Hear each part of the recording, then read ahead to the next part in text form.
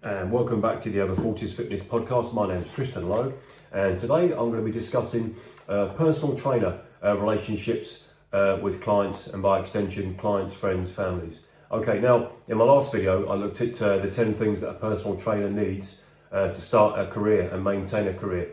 And today I'm going to be just touching on relationships with clients. Now, we have to develop a professional relationship with a client from that, and that's from the perspective stage. When a client makes an inquiry, that could be a phone call, an email, a message via a social media page. It could be a letter through the door. It could be a walk-in if you've got a premises, and they may come from the internet. They may come from signage outside your premises, and ideally, in some ways, they could come from referral from a past or an existing client. Now, to develop a professional relationship as a personal trainer with a client, that comes with time served. That doesn't happen overnight.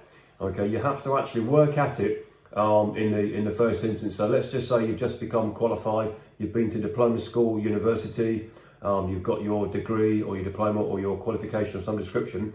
The next thing you have to do once you get that client is to practice, good practice, not just practice, because practice could be bad. So good practice. Yeah, remember, good practice eventually makes good. Bad practice will certainly make bad.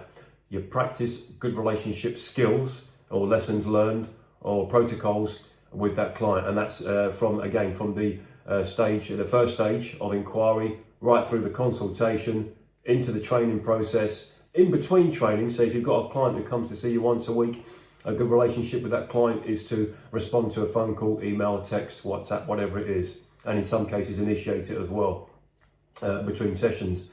And of course, even past clients, I still I do my utmost, or close to it at least, to keep a good relationship with past clients, even those that have moved away from the city that I work in. They could live 3 hours away, even overseas. I'll still include them on an emailing list, or send them some content videos. And actually, it's quite a nice surprise to receive a thank you or some correspondence back from a client who, for geographical reasons, are physically, too far away to actually train with me in person, but they might want some advice or some content or expertise over the phone or by email. But that's fine. Okay, so I'm just going to actually read out from my book here, my study books, a couple of the protocols outlined, or at least set in stone, for relationships. Okay, what does a professional relationship between personal trainer and client involve? Okay, mutual respect, trust, good communication, rapport, feelings of safety and security, and ethical standards. In which order doesn't matter, but they're there. Mutual respect, trust, good communication, rapport, feelings of safety and security, and ethical standards. Now, each one of those categories there that are essentially set in stone between a trainer and a client, each one can then have a subcategory. Mutual respect, it's in the title, and that's a degree of respect that runs both ways. And that's respect for the client's wants, needs, thoughts, feelings, physiological state when they come to see us, mental state, emotional state, financial, geographical, and of course, it may not actually be the first thing on a potential or current client's mind that respect is mutual, but so sometimes it can come with time. As far as a client's respect of the trainer, that can come with time, and that will certainly be fortified by the client's personality, the client's education, both academic and emotional, and what the client's needs are. If a client spends a lot of time with a trainer, we're talking once or twice a week, anything from a year or more, that respect is built up over a time. And if it actually, at some point, the respect is lowered for any reason, it's incumbent upon both the client and the trainer, so myself and the client, for us to address that and actually course correct and find out, that doesn't often happen. It can happen, and it probably has happened in the past, and one day it could happen in the future. But fortunately for me and my clients, or at least the people that I've been lucky enough to work with, that respect is always there. Okay, now, trust. Yeah, now the trust comes in many forms and guises. The first thing that a client can do is trust us, because they are going to your establishment. Now that could be your centre, that your purpose-built centre you've got for yourself. That could be the health club or the gym or the therapy centre that you work at. The fact you're stood behind that reception, or you're in a building that they go to, there's a degree of trust already, because we're providing a service for that client to come and make an inquiry to. It doesn't come from just having a website. You can have a website built in 1 hour by someone who knows what they're doing, do it really quickly. You can do it yourself in a couple of days. And that's not trust. That's just information, where you're based, where you are, and what you do. That's just a few lines or a few pages put on the internet. All right. There's more trust when someone comes into your building or your place of work. And of course, that trust is heightened that if a sports massage therapy client or personal training client comes to see you and they've come referred. All right. Okay. So already there's a degree of trust, because you already look after a colleague or a friend or a family member of theirs. All right, so, and again, just like mutual respect, trust goes both ways. I practice that a client trusts the advice that I'm going to, that I'll impart with them or to them. They'll trust the expertise and the time served and the experience that I've built up to trust what my suggestions are. Okay, it's never on order.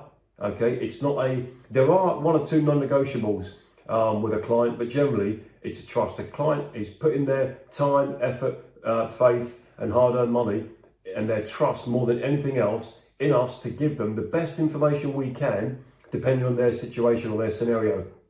All right, now, and hopefully that trust is maintained at the very least, and at the very best, it's heightened, or the trust goes even further. Okay, good communication. Not everybody is good at communication. I had to learn how to communicate myself. I actually worked in sales for a long time because that's what paid the bills. That's what paid my rent, or that's what paid my mortgage, or paid for me to go and sit on the beach once a year.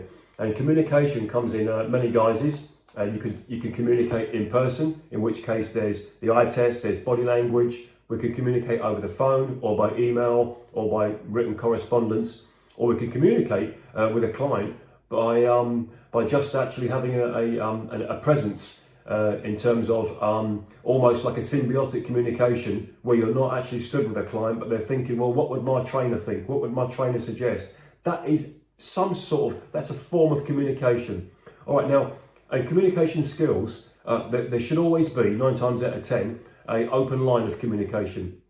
I'm more than happy for a client to contact me, again, a current client, or a past client, and just ask me my advice on something. And quite often it's something they've already read about, because they've been on Google, they've been on the internet, or they've looked at something on YouTube or whatever the social media sites is.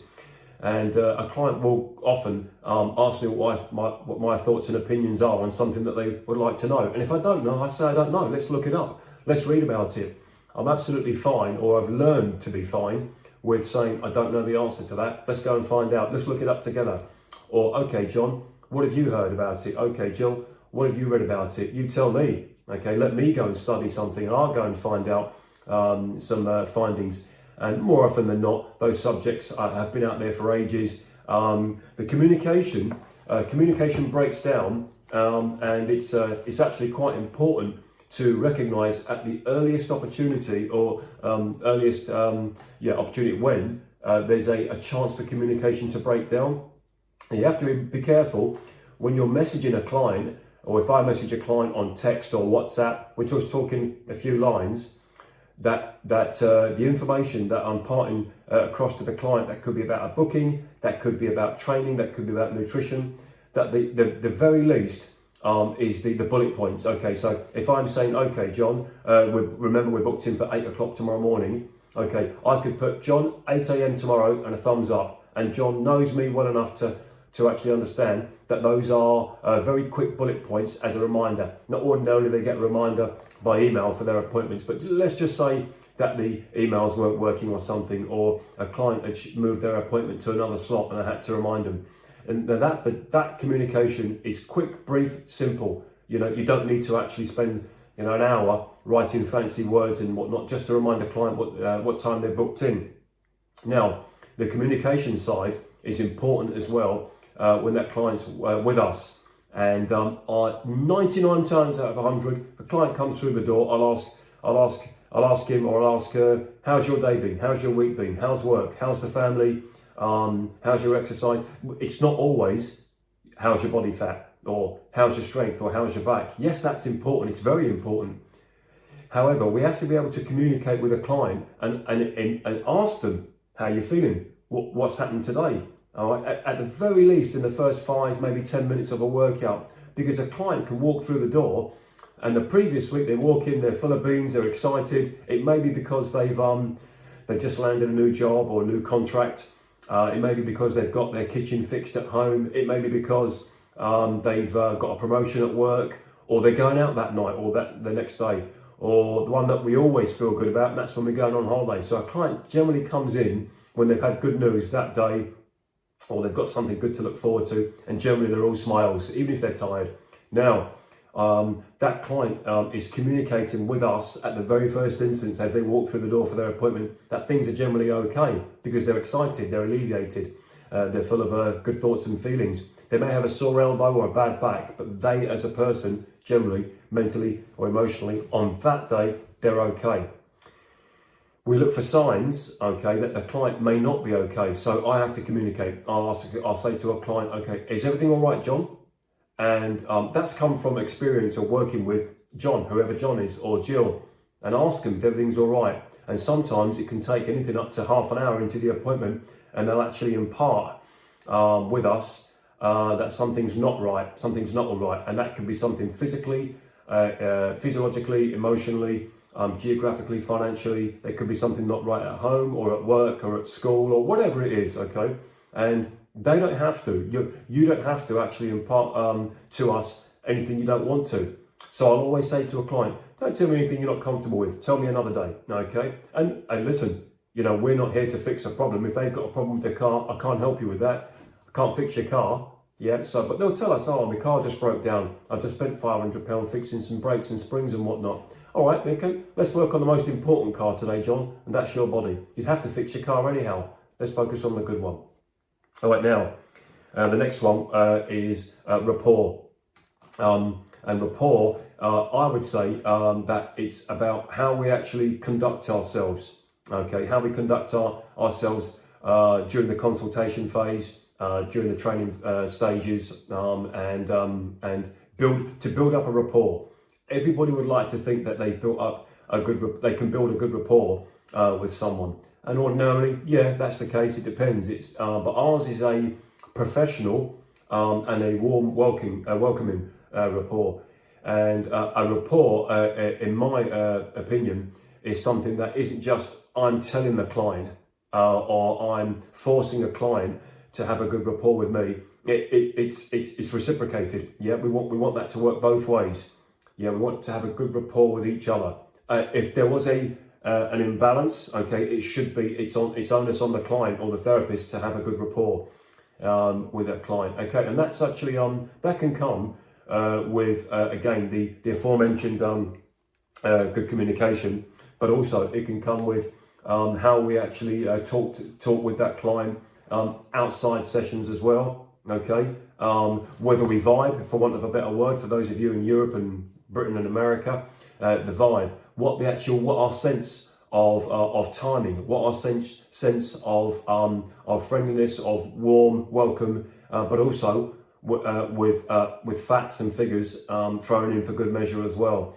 To build a good rapport, it would be very nice to say it comes natural to everybody.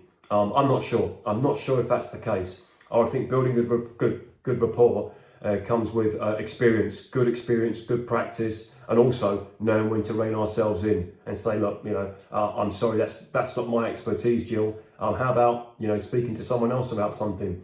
And ordinarily, Jill, if she's asked me something or told me something, or something that I've picked up through body language, activity, inactivity, single word answers and things like that, I would hope that we've built up a good enough rapport between us, okay, over time, for me to actually say, right, Jill, there's something not right. Let's change the actual program. Let's change the nutrition. Let's change the time, the day that you train, the frequency, or let me suggest a professional that we work with who you could go and see. Okay, next one, feelings of safety and security. All right, now that it starts there, again, it's in the name, feelings of safety and security. Safety and security does not mean a lock on the premises door. We secure our premises when we lock it up at night, and we secure the building, and we've got CCTV cameras built into our building as well. In my line of work, we have that for our security as well as the client. Now, feelings of safety and security, that has to come from again, both ways. Yeah, a client should feel safe when they come to your premises or come to ask you about your services. And again, the best way for that client to feel safe, even if they've never met you before, is that they come from a referral, okay, or they've read a good review, or hopefully good reviews with an S on the end about your centre, about your services, and that will give some degree of mental, emotional, or physical safety for the client. Now, safety can again, especially in today's time, safety ordinarily, I think in the old days, in black and white days, safety would have been, okay, is that piece of equipment fixed? Is that wall sturdy and secure? Are the electrical devices plugged in properly or turned off or switched on? Things like that. That kind of commercial property safety. But I would think possibly more so, especially in a private environment, safety, the physical safety, as in that client feels safe around you. They think, even if you're a personal trainer ordinarily and you come from an athletic background, you could be my height, you could be 6'4", tall, which is my height. You could be 6'4" wide. All right, you could be a very physical person in terms of how you demonstrate, how your body language is, how you move around. Now, a client has to feel safe. It could be a little old lady. Okay, it could be a little old man. They could be 5'3" and 78 years of age with a bad back, and they should still feel just as safe around you as a 30-year-old man or a 30-year-old woman who's coming weightlifting. Okay, who ordinarily, just for age reasons, will feel possibly more secure and safe because they're only in their 30s or even 40s. Now, just like other aspects of relationships with clients, we like to not tell. It's not good to tell. Okay, we can tell, but ordinarily I don't tell a client that they're safe with me or safe in our building. I actually show it. Okay, always be ready for a client. Make sure they've got a parking space outside the building. If they haven't, get more parking spaces if they're driving. If they come through the door, try and keep your building nice and bright and clean so they can see that they can see their way around even in summer. We shouldn't actually dress in personal training as if we are ourselves are going to dig up the garden.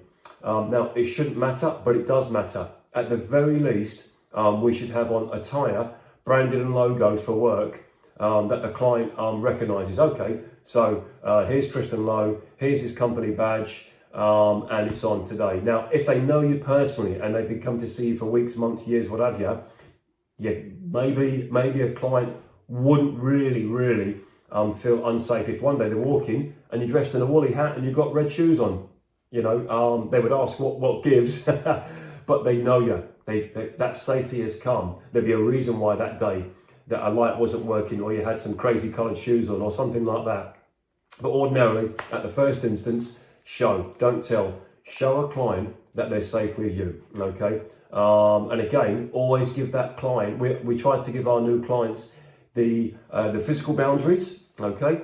But sometimes we may have to actually demonstrate with a client. Now, if you're talking sports massage therapy, which we do, that client is going to be in a state of undress on your therapy couch, all right?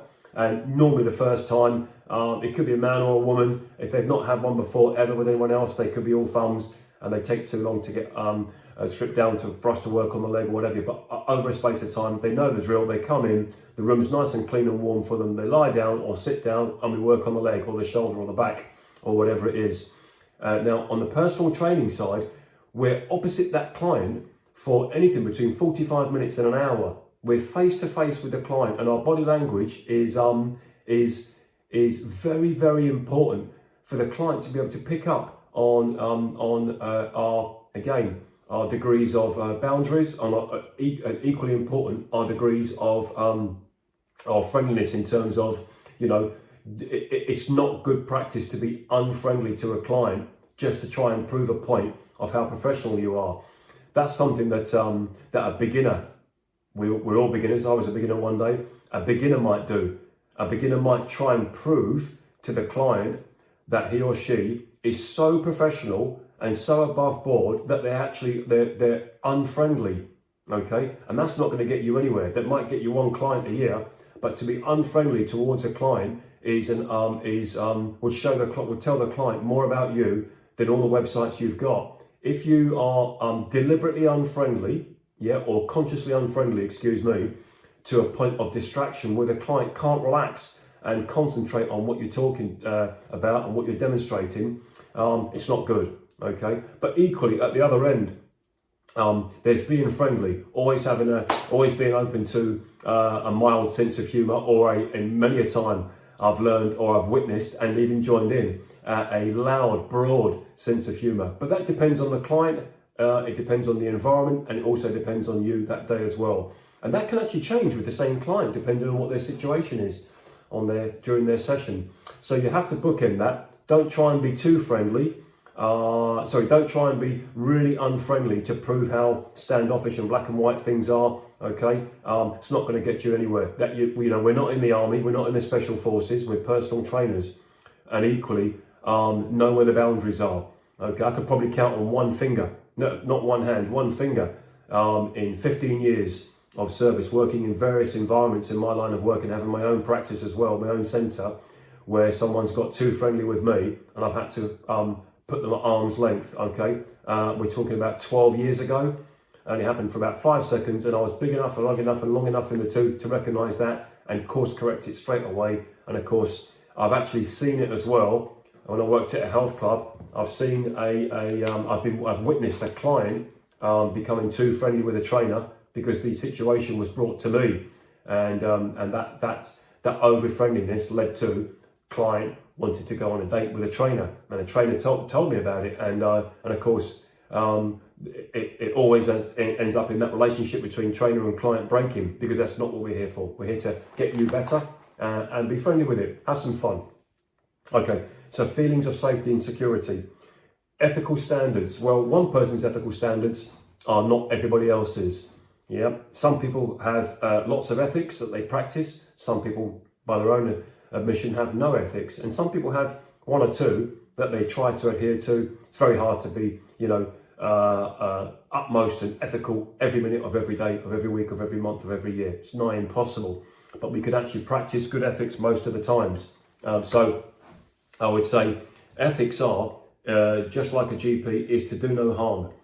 We would ordinarily do our best as people, before personal trainers, before being qualified, and before having our own business, is just as people, we should want to do no harm. Okay, we would want everybody, a new client, an old client, a past client, even someone who's not a client, someone who just walks past, is to do no harm.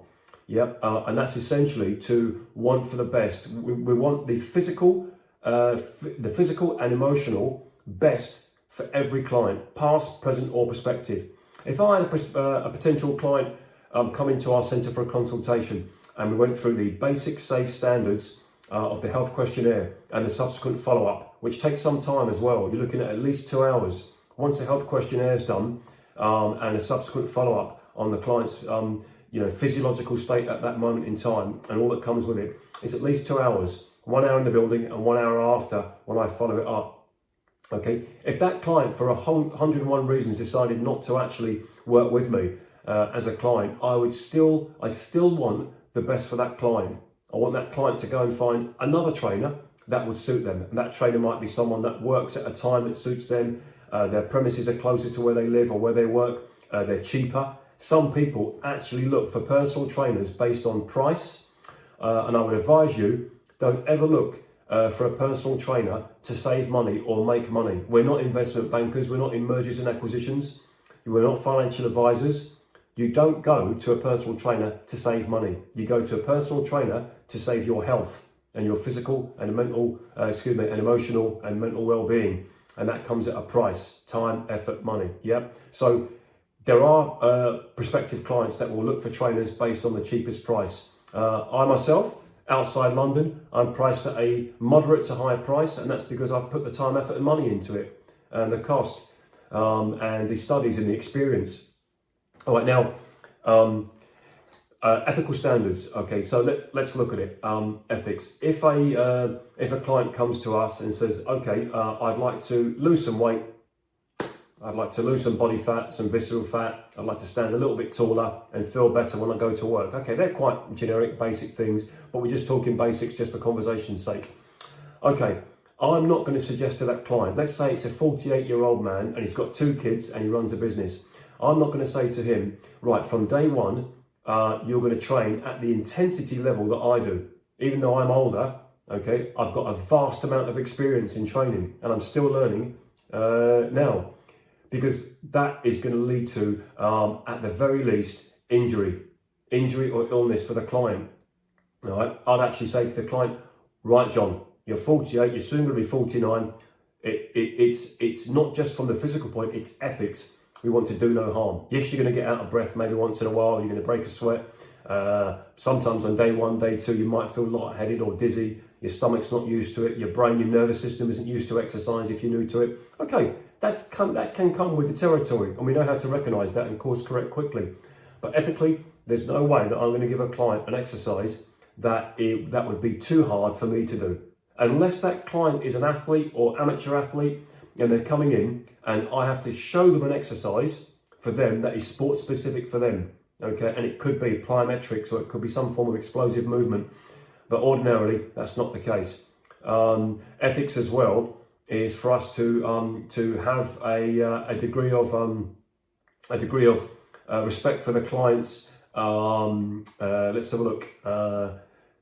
Sometimes it can be politics. You know, it depends on where you're based, and depends also on the approximate age of your client base. If you've got clients that are generally over the age of 35, 40, right up until 80, he or she may or may not have political beliefs. I generally stay out of that. Okay, we might have a laugh about whatever's funny on TV on politics that day or that week, but generally it's not my expertise.